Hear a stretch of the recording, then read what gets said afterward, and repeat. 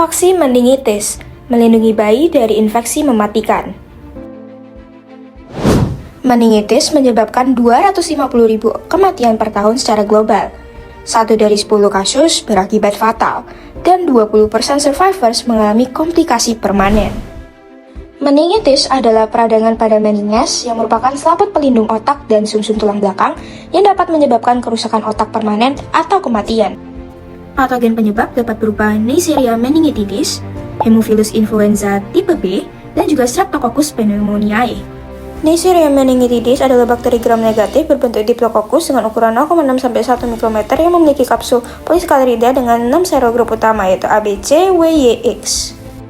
Haemophilus influenza tipe B (HIB), bakteri gram negatif Coccobacillus ukuran 0,3-0,4 μm, memiliki kapsul polisakarida poliribosilipitol fosfat (PRP).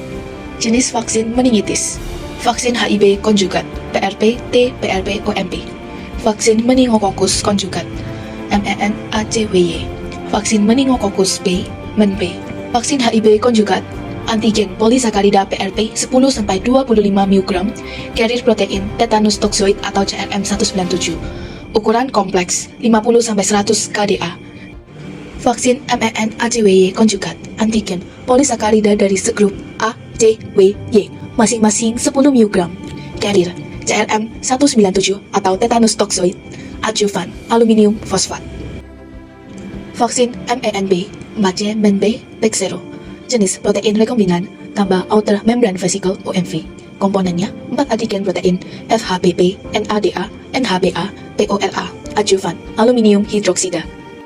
Vaksin dibuat lewat proses panjang, mulai dari menumbuhkan bakteri, memanen bagian pentingnya, menonaktifkannya, menggabungannya dengan protein carrier, hingga akhirnya diformulasi menjadi vaksin yang siap dipakai. Untuk vaksin HIB, bayi mendapat 3 dosis primer di umur 2, 3, dan 4 bulan, lalu 1 booster di 18 bulan. Semua diberikan lewat suntikan intramuskular. Vaksin MEN-ACWY diberikan pada usia 9 bulan dan dapat dibooster saat 2 tahun. Sementara vaksin MIN-B diberikan 2 kali di usia 2-6 bulan, plus 1 booster setelah ulang tahun pertama. Vaksin disuntikan secara intramuskular. Antigen vaksin dilepaskan perlahan dari depot aluminium adjuvan. Adjuvan aluminium menciptakan dipole effect dan mengaktifkan sinyal bahaya, yakni Damage Associated Molecular Patterns atau yang disingkat DAMPS. Sinyal bahaya memanggil pasukan pertama, neutrophil dan makrofag. Mereka datang mengikuti jejak kimia dan siap menelan apapun yang terlihat asing. Namun, yang paling penting adalah sel dendritik, si kurir elit. Mereka menangkap antigen dan membawanya ke pusat komando imun. Setelah menangkap antigen, sel dendritik upgrade dirinya. Mereka menyalakan protein penanda dan mulai perjalanan ke kelenjar getah bening. Di dalamnya, antigen dipecah menjadi potongan kecil. Potongan ini akan ditempelkan pada MHC2, semacam papan nama untuk memperkenalkan antigen pada sel T. Di kelenjar limfa, sel dendritik memperlihatkan potongan antigen ke sel T CD4. Bila cocok, sel T langsung aktif melalui sinyal tambahan CD28. Sel T CD4+ teraktivasi berproliferasi dan berdiferensiasi menjadi TH2 yang memproduksi IL-4 dan TFH yang memproduksi IL-21 dan mengekspresikan CXCR5. Sel TFH bermigrasi ke folikel limfoid. Sel B naif menangkap antigen polisakarida melalui B-cell receptor yang disingkat BCR specific. Sel B mempresentasikan peptida carrier ke TFH. Interaksi CD40 hingga CD40L dan sinyal IL-21 mengaktifkan sel B yang disebut P-dependent activation. Sel B teraktivasi membentuk germinal center yang disebut juga GC di folikel limfoid. GC adalah tempat maturasi afinitas sel B. Di dark zone GC, sel B mengalami somatic hypermutation pada gen immunoglobulin.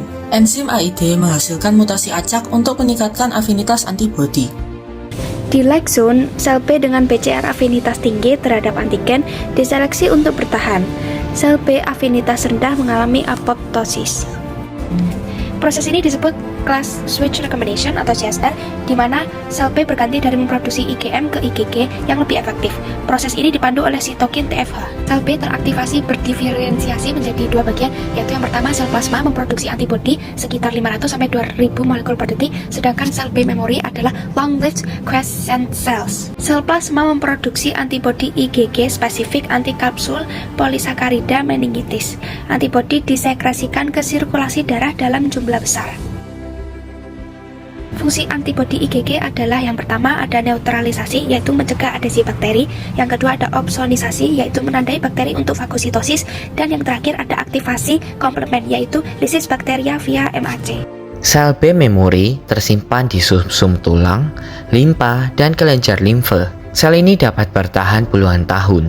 Jika bakteri meningitis sesungguhnya masuk tubuh melalui droplet, sistem imun siap dengan respon cepat.